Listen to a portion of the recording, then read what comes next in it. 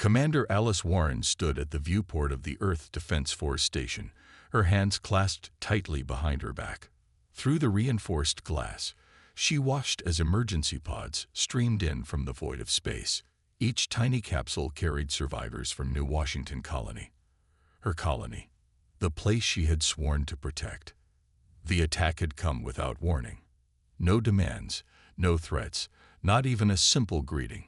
The alien ships had appeared from the darkness between stars, their hulls gleaming with a metal humans had never seen before. They were beautiful in a terrible way.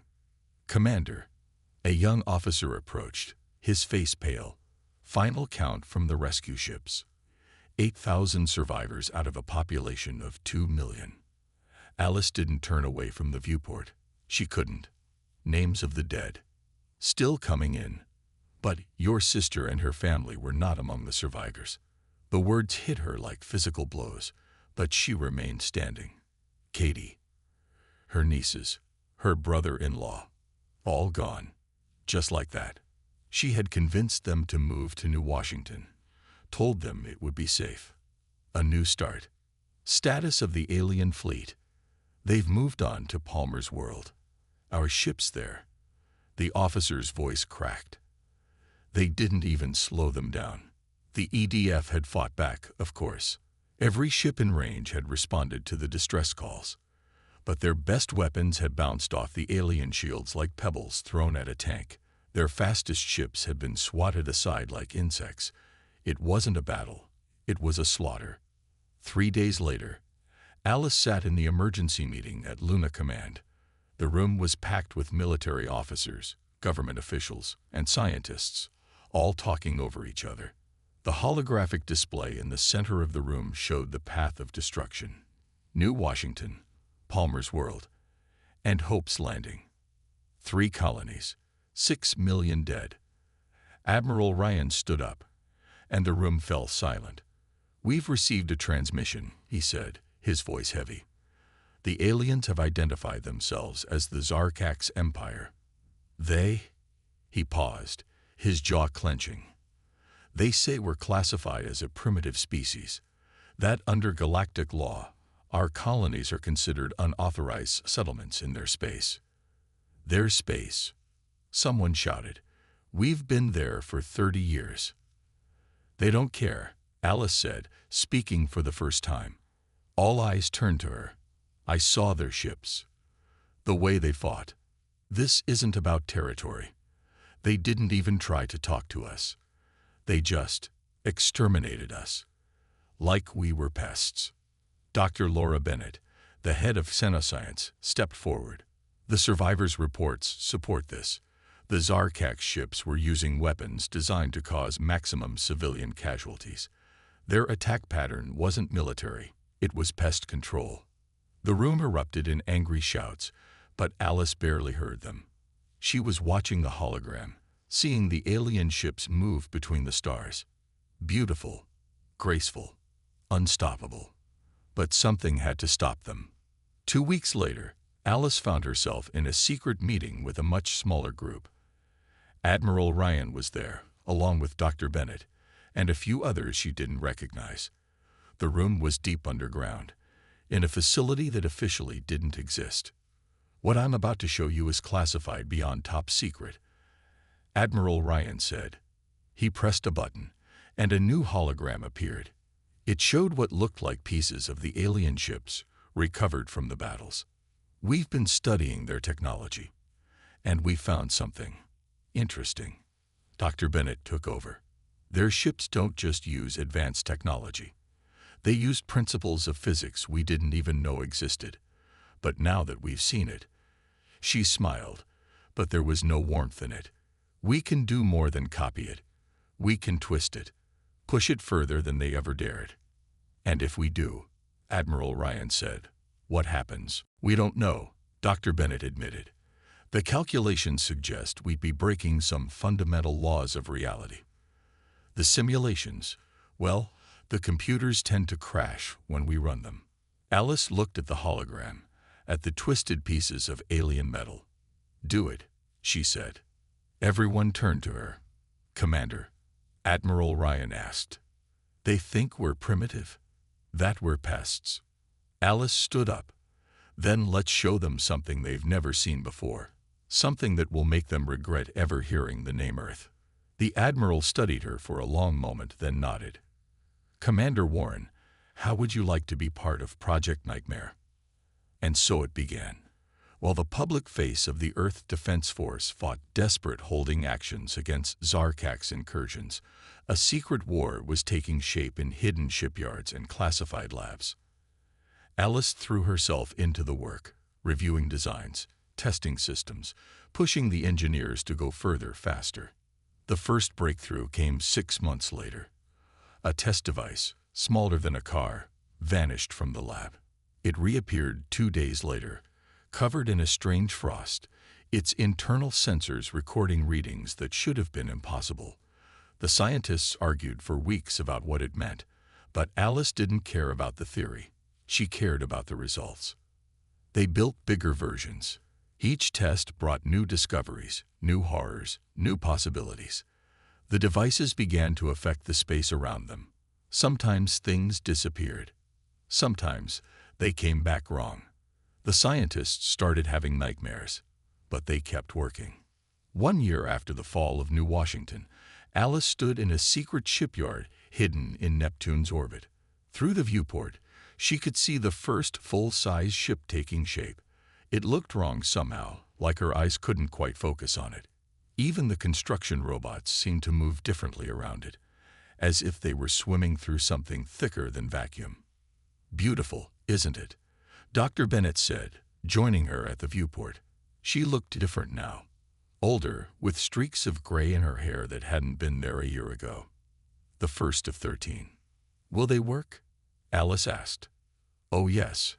Dr. Bennett's smile was that same cold expression she'd worn in the first meeting. They'll do more than work. The Zarkaks understand physics, Commander Warren. They follow the rules. But these ships, she gestured at the shape in the darkness. These ships break the rules. And soon, they'll break the Zarkaks too. Alice nodded, watching the impossible ship take shape. She thought about Katie, about her nieces, about all the millions dead because aliens had decided humans were primitive pests to be exterminated. Good, she said softly. Let them learn what primitives can do. In the viewport's reflection, she could see her own smile, and it matched Dr. Bennett's exactly. Cold, merciless, ready. The nightmare fleet was coming, and with it, humanity would bring a new kind of horror to the stars. Dr. Robert Nash rubbed his tired eyes as he stared at the holographic display floating above his desk. The numbers didn't make sense. They couldn't make sense, but the test results were clear. Reality itself was starting to bend around their creations. The Neptune shipyards hummed with activity around him. Through his office window, he could see the massive shapes of the Nightmare-class vessels taking form. Their hulls seemed to shift and ripple, even when nothing was moving. Sometimes, when he looked at them too long, he got headaches that lasted for days.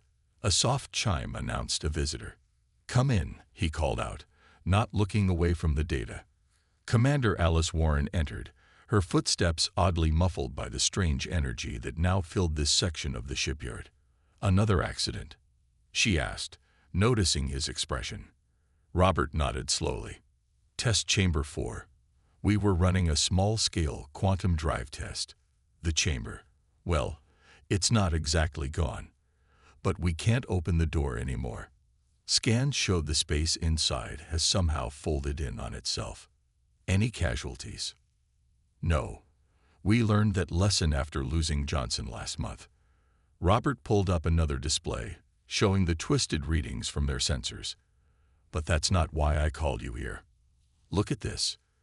He gestured at a particular set of numbers. Alice leaned in, frowning. What am I looking at? Proof that we're playing with forces we barely understand. Robert stood up and walked to the window. The quantum drives don't just bend space. How do I explain this in simple terms? They create holes in reality. Small ones, usually. But they're getting bigger. Out in the shipyard, work continued on the massive vessels. The U.S. Banshee was nearly complete, its hull flickering like a mirage in the desert. Next to it, the U.S. Revenant's frame was taking shape, though the construction robots sometimes passed right through it, as if it wasn't there. 2 days ago, Robert continued, we lost contact with Echo Base on Europa. Just for 11 minutes. When contact was restored, the staff reported that they had experienced 3 weeks. Their calendars, their logs, their food supplies, everything showed 3 weeks had passed for them. Alice's expression didn't change. Can we weaponize it? Robert turned to face her. Commander, I don't think you understand. We're breaking the laws of physics. The very fabric of space-time is starting to unravel around these ships. The long-term consequences won't matter if the Zarkax wipe us out. Alice cut in. Can we weaponize it? Robert sighed. Yes. The latest simulations show that a full power drive activation could create a temporal shockwave. Anything caught in it would experience decades or even centuries in a matter of seconds. Organic matter wouldn't survive the time dilation. Good. Alice walked to the window, standing beside him. How soon can we begin fleet trials? The Banshee will be ready in 2 weeks. But there's something else. Robert pulled out a small device from his desk. Watch. He pressed a button. A small hologram appeared, showing a test chamber. Inside, a standard EDF probe floated in space. As they watched, the probe suddenly multiplied. Dozens of copies appeared, overlapping, each slightly different from the others. What are we seeing? Alice asked. Quantum superposition on a macro scale. The drive doesn't just affect time and space. It affects probability itself. When we activated the field, the probe existed in multiple states simultaneously. Each version was from a slightly different reality. And the weapon systems? Robert shuddered. The same principle applies. When we fire a quantum-enhanced weapon, it doesn't just hit the target once. It hits every possible version of the target, across multiple realities. The damage. He paused. The simulations suggest nothing could survive it. Alarm blared suddenly, making them both jump. Red lights flashed throughout the shipyard. Robert rushed to his console, checking the readings. What is it? Alice demanded. Quantum surge from the Banshee. The drive activated by itself. Robert's fingers flew over the controls. This is impossible. It's not even fully assembled yet. Through the window, they could see the massive ship beginning to glow. Strange patterns of light rippled across its surface. Workers fled from the construction bay as reality itself seemed to warp around the vessel. Shut it down, Alice ordered. I'm trying. Robert worked frantically at his console. The controls aren't responding. It's like the ship is thinking for itself. The glow intensified. Space itself seemed to bend around the Banshee. Then, with a flash that left afterimages in their eyes, a small moon of Neptune simply vanished. One moment it was there, the next, empty space. The alarms fell silent. The Banshee's glow faded. Robert stared at his readings in disbelief. The moon, he whispered. It's not destroyed. It's just gone, as if it never existed. Even its gravitational influence has vanished. Alice laid a hand on his shoulder. Can you make the other ships do the same? Robert looked at her in horror. You still want to continue, after what we just saw? What I saw, Alice said firmly, was proof that we can fight back. The Zarkax think they're superior because they understand the laws of physics. Fine. We'll break those laws. They think we're primitive. We'll show them horrors they've never imagined. She walked to the window again, watching as emergency teams swarmed around the Banshee. How many ships can we have ready in 3 months? Robert slumped in his chair. If we maintain the current pace, all 13. But Commander, the side effects will be worth it. Alice's voice was iron. The Zarkax didn't just attack our colonies. They attacked our future, our hope, our dreams of the stars. So we'll give them nightmares in return. Robert looked at his displays again. The readings were getting stranger by the day. Space itself was beginning to change around the shipyard. Sometimes, late at night, he heard whispers in his lab when no one was there. The ships were doing something to reality itself, something that might not be reversible. But as he watched Alice staring at the Banshee with fierce determination, he knew there was no stopping this. Humanity had been pushed too far. The nightmare fleet would sail, whatever the cost. He turned back to his work, trying to ignore the way shadows moved wrongly in the corners of his vision. The ships were almost ready. Soon, the Zarkax would learn what it meant to face an enemy who had abandoned the laws of physics themselves. And may whatever gods might exist have mercy on them all. Admiral Peter Martinez stood on the bridge of the U.S. Nemesis, watching as his fleet assembled. 13 ships, each one a violation of nature itself. They hung in the void like dark mirrors, their surfaces rippling with impossible colors. Sometimes they seemed to fade away completely, only to reappear moments later. "All ships report ready, Admiral," Lieutenant Jennifer Hayes announced from her station. She was young for her position, but she understood the quantum drives better than anyone except Dr. Nash himself. Quantum core synchronization at optimal levels. Peter nodded slowly. "Show me the target." The main screen lit up, displaying a Zarkax battle group. 20 ships, moving with that terrible grace that had become all too familiar. They were heading toward the colony at Alpha Centauri, no doubt planning another extermination run. "Time to intercept?" Peter asked. "Conventional drives would take 3 days," Jennifer replied. Then she smiled. It wasn't a pleasant expression. "Quantum drives, 3 minutes." Peter took a deep breath. This would be the first real combat test of the Nightmare Fleet. The simulations had been promising, but simulations couldn't fully capture what these ships could do. Even their creators didn't fully understand them anymore. "All ships, prepare for quantum jump," he ordered. "Remember your training. Don't look directly at the drive effects. Don't try to understand what you're seeing. Just do your jobs." Acknowledgements came in from the other 12 ships. Peter could see their names on his display, though the letters seemed to swim and change when he looked at them too long. Nemesis, Banshee, Revenant, Spectre, Wraith, and their sisters. 13 ships that should not exist. Quantum drives engaging in 3, 2, 1. Reality twisted. Peter felt it in his bones, a sensation like being pulled in 13 different directions at once. The stars outside stretched and bent. For a moment, he thought he could see other versions of the fleet, hundreds of them, all occupying the same space. Then they were there, emerging from nowhere right in the middle of the Zarkax formation. "Multiple contacts," Jennifer shouted. "Zarkax ships on all sides." "Begin the attack," Peter ordered calmly. "Show them what nightmares can do." The Nemesis moved first, but not in any way a normal ship could move. It seemed to slide between moments of time, appearing in multiple places at once.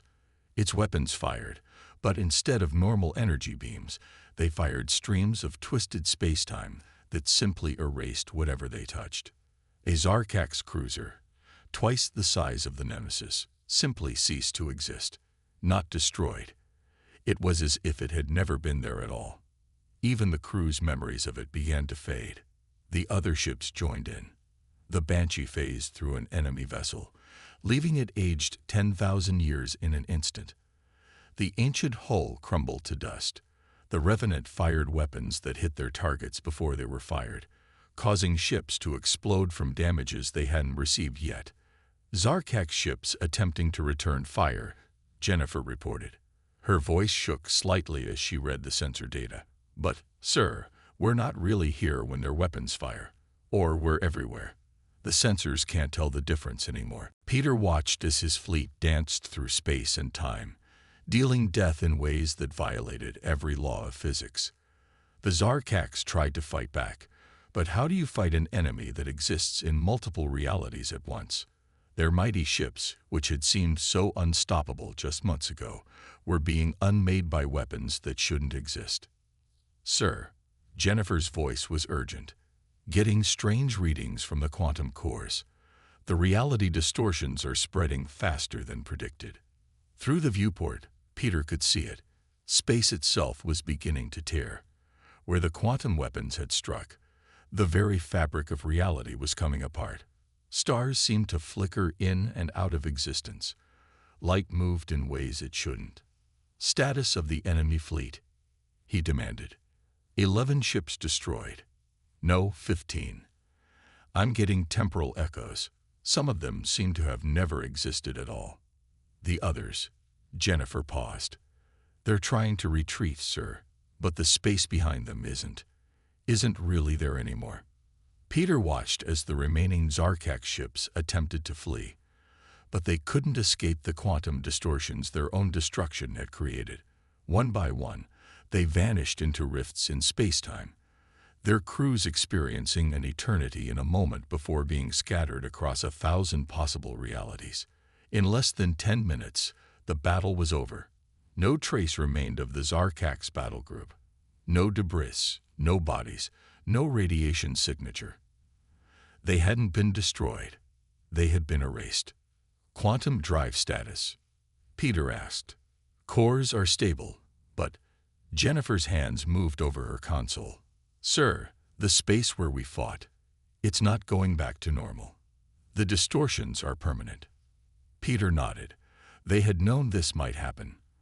Every time the Nightmare Fleet used its weapons, it left scars in reality itself.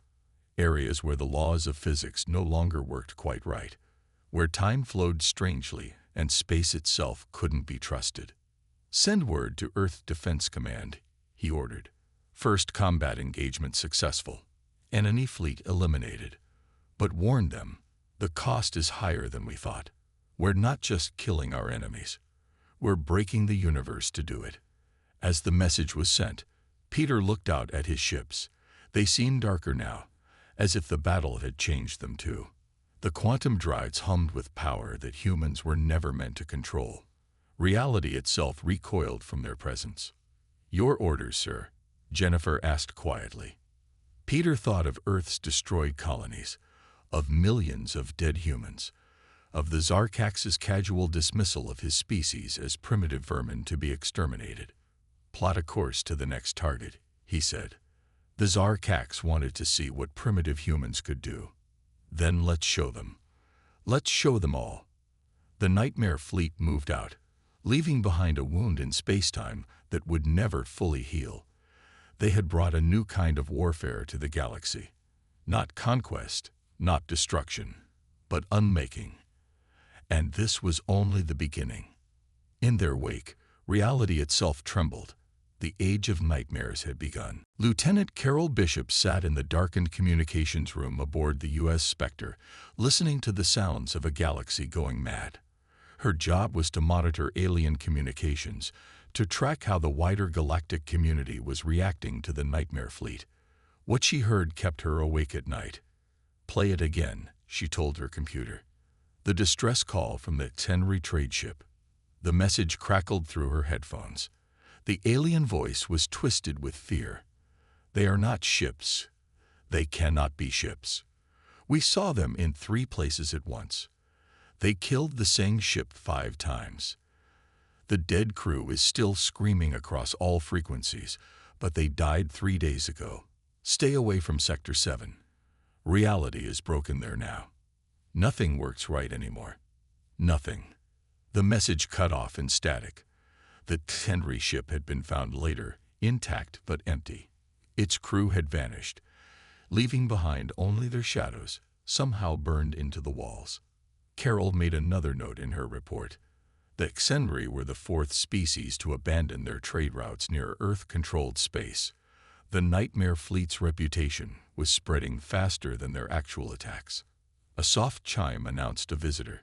Come in, she called. Commander Alice Warren entered, looking tired.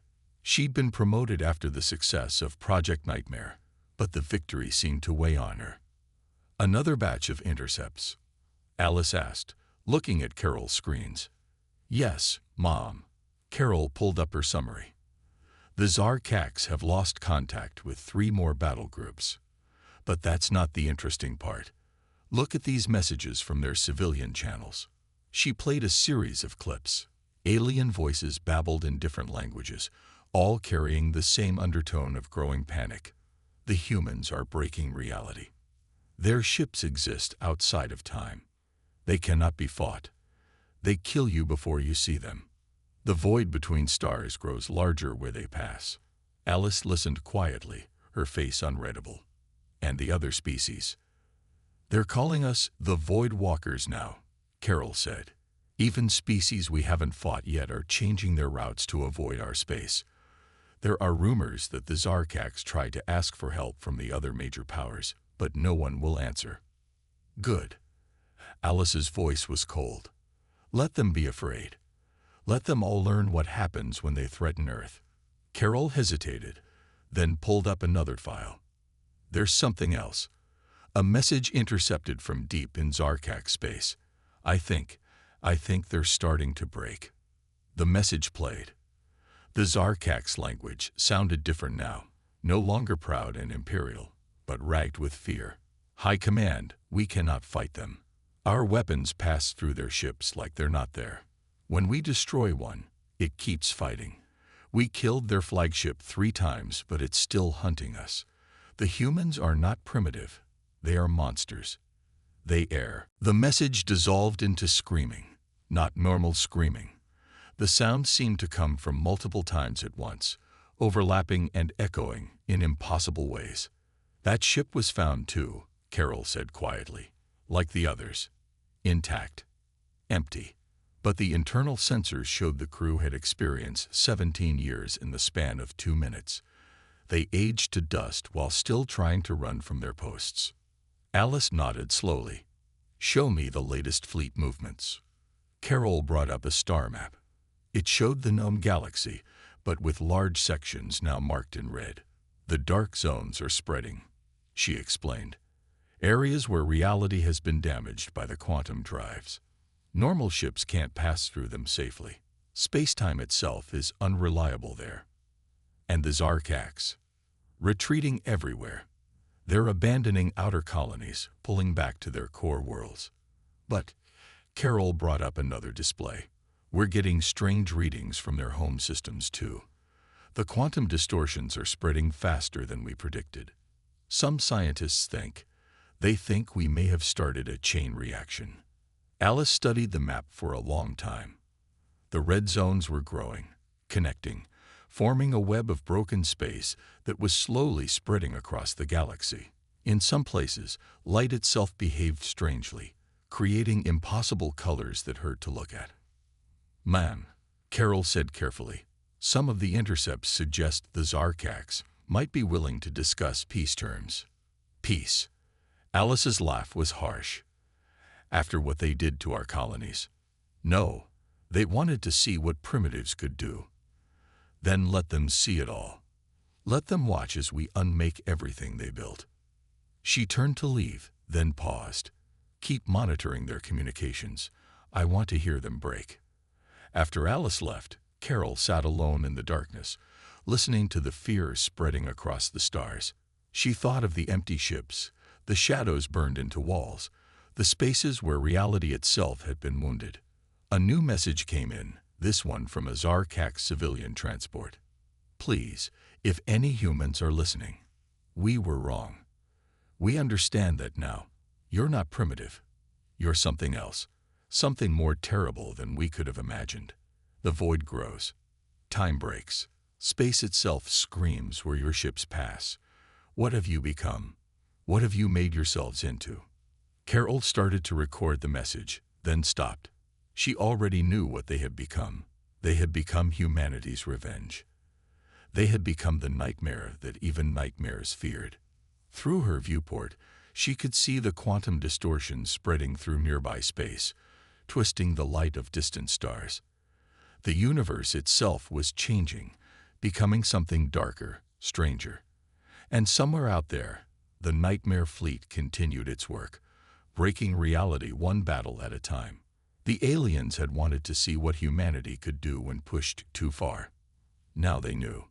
Now they all knew, and there was no way to unknow it. Captain Frank Morris woke up screaming. The nightmares were getting worse. He saw his hands shaking as he reached for the glass of water beside his bed on the U.S. Revenant. The water rippled strangely, moving in ways that water shouldn't. The ship's doctor had a name for it: quantum exposure syndrome. Too much time near the drives was affecting the crews. They were changing, just like the ships themselves. Captain, to the bridge. The intercom crackled. The voice seemed to echo from multiple times at once. We've located another Zarkax fleet. Frank pulled on his uniform and headed for the bridge. As he walked through the corridors, he tried to ignore how the walls sometimes weren't there, showing glimpses of other versions of his ship. The crew he passed looked tired, their eyes haunted. Some of them flickered as he watched, existing in several places at once. Chief Engineer Daniel Harper met him at the bridge entrance. The engineer had aged decades in the past few months, his hair now completely white. "Captain, we need to talk about the drives." "After the battle, Chief," Frank said, but Daniel grabbed his arm. "It can't wait. The quantum cores, they're not just affecting space anymore. They're affecting us. The whole crew. Reality itself is starting to reject us." Frank knew what he meant. Just yesterday, he had tried to call his family on Earth. His daughter hadn't recognized him. His wife had screamed and cut the connection. When he looked in the mirror now, he sometimes saw multiple versions of himself. Some older, some younger, some that couldn't possibly be human anymore. "We have our orders," Frank said firmly. "The Zarkax are on the run.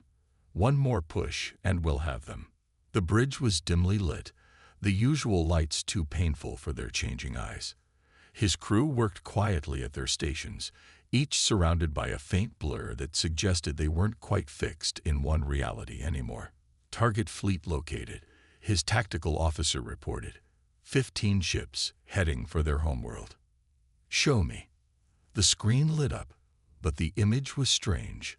The Zarkax ships seemed to leave trails through time itself, showing where they had been and where they would be, all at once.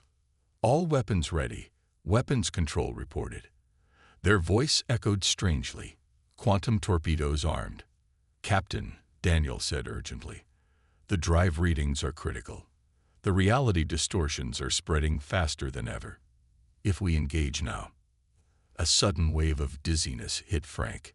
He grabbed his chair as the bridge seemed to spin. For a moment, he saw other versions of this moment. Versions where they never built the nightmare fleet.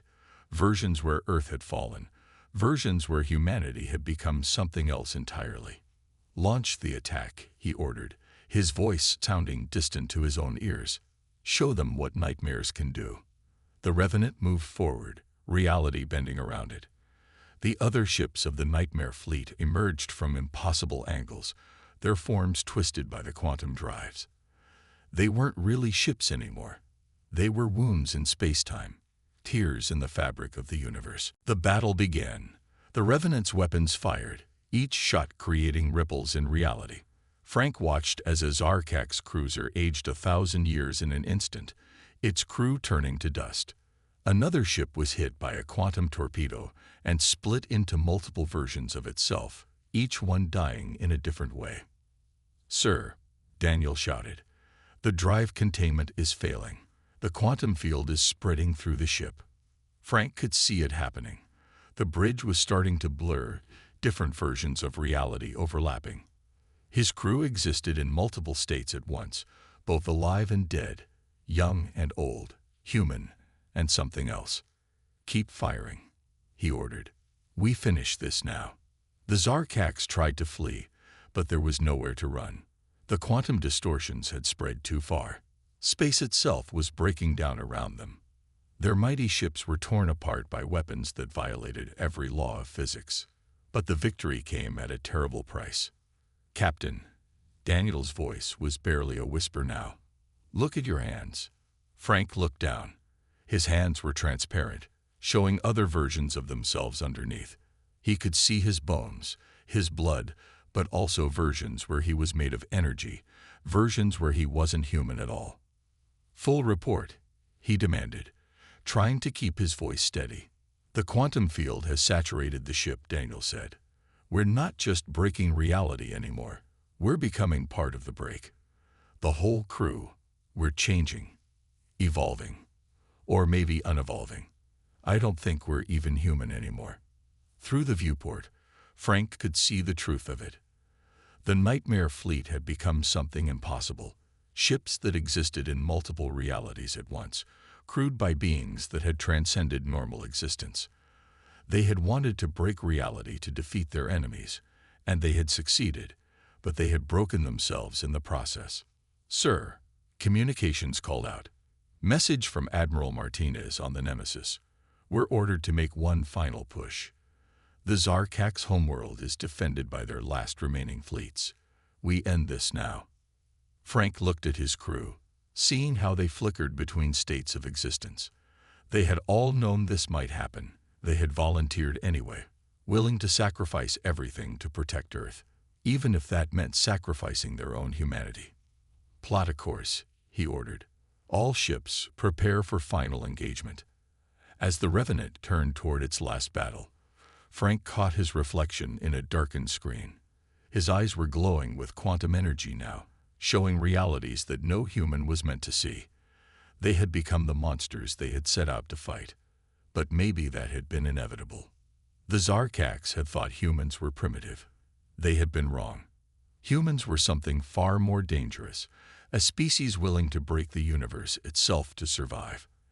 And now they would learn the full price of that mistake. All ahead full, Frank ordered, his voice echoing across multiple realities. Let's show them what nightmares have become. The Nightmare Fleet moved forward, leaving broken reality in its wake.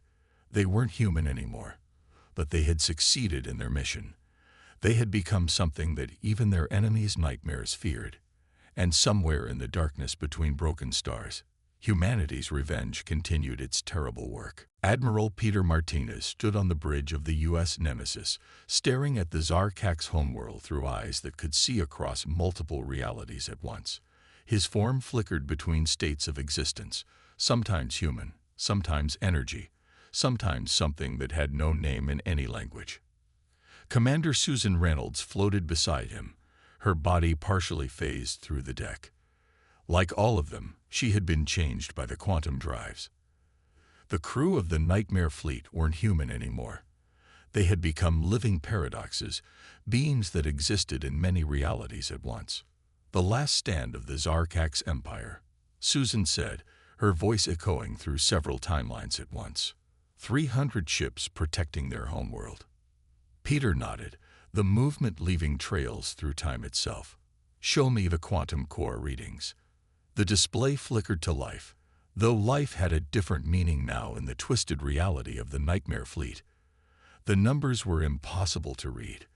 They existed in too many states at once. But Susan understood them anyway. The chain reaction is spreading faster than ever, she reported. The quantum drives, they're not just breaking reality anymore. They're unmaking it. Entire sectors of space are becoming permanent void zones. Physics itself is starting to break down.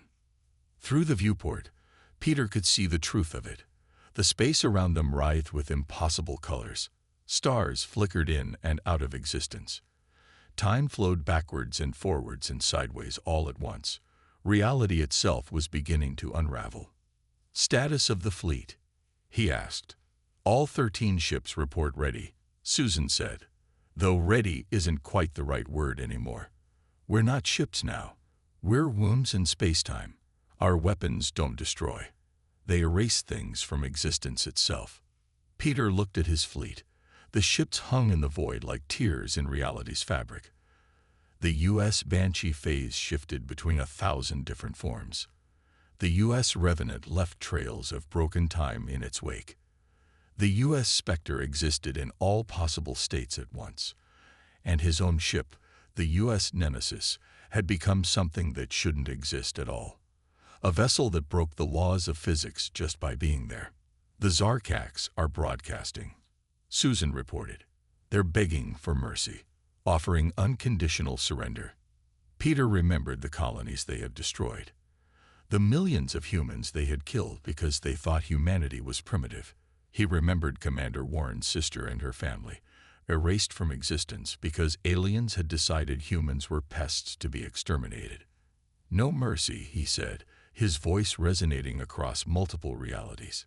Begin the final attack. The Nightmare fleet moved forward, reality breaking around them. The Zarkak's fleet opened fire, but their weapons passed harmlessly through ships that existed in all possible states at once. You couldn't kill something that was simultaneously alive, dead, and never existing. The counterattack began.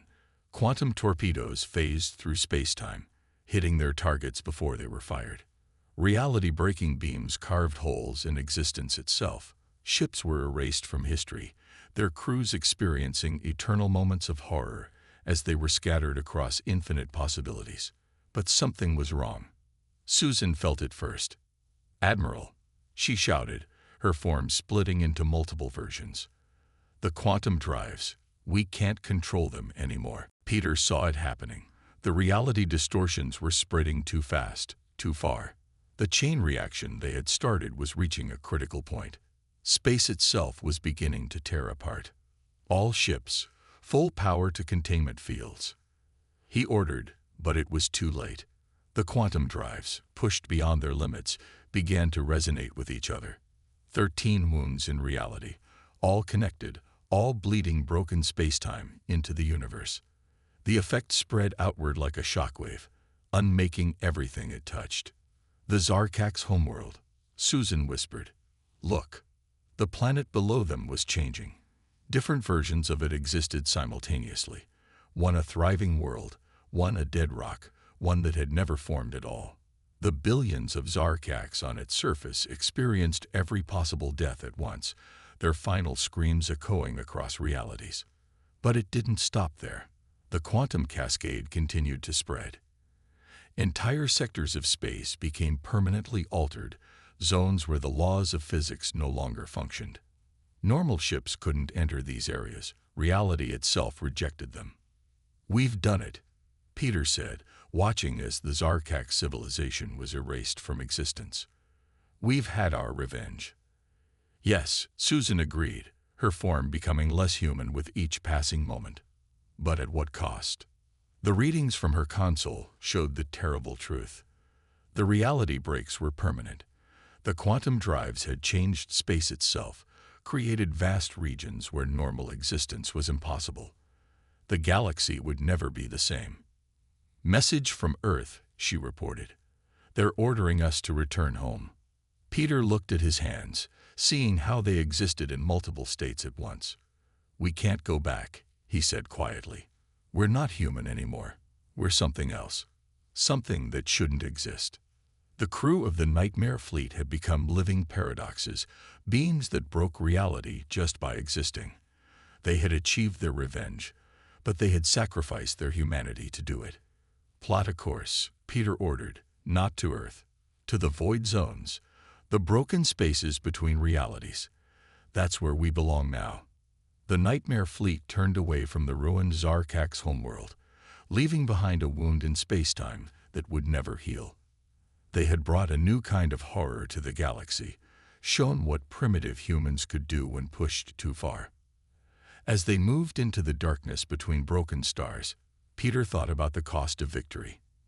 They had saved humanity, but they had changed the universe forever. The vast void zones would remain as eternal monuments to humanity's revenge, areas where reality itself had been broken by their weapons. No species would ever threaten Earth again. The lesson had been taught. Humans weren't primitive. They were something far more terrifying. A species willing to break reality itself to survive. "We're receiving signals," Susan reported. "Other species, fleeing from the void zones. They're calling us the harbingers of Oblivion now." Peter nodded, watching as his fleet entered the twisted space they had created. They were nightmares now, living paradoxes that had sacrificed everything for revenge. And in the darkness between broken realities, they would remain, eternal guardians ensuring that no one would ever forget the price of underestimating humanity. The universe would heal, eventually, but it would never be the same. And in the void zones, where reality itself had been broken, the Nightmare Fleet would continue its eternal patrol, a warning to any who might think humans primitive or weak. They had become the monsters they set out to fight, but maybe that had been the point all along. In the end, the Zarkax had been right about one thing. Humans were different from other species, not because they were primitive, but because they were willing to break everything, even themselves, to survive. And that made them the most dangerous species of all.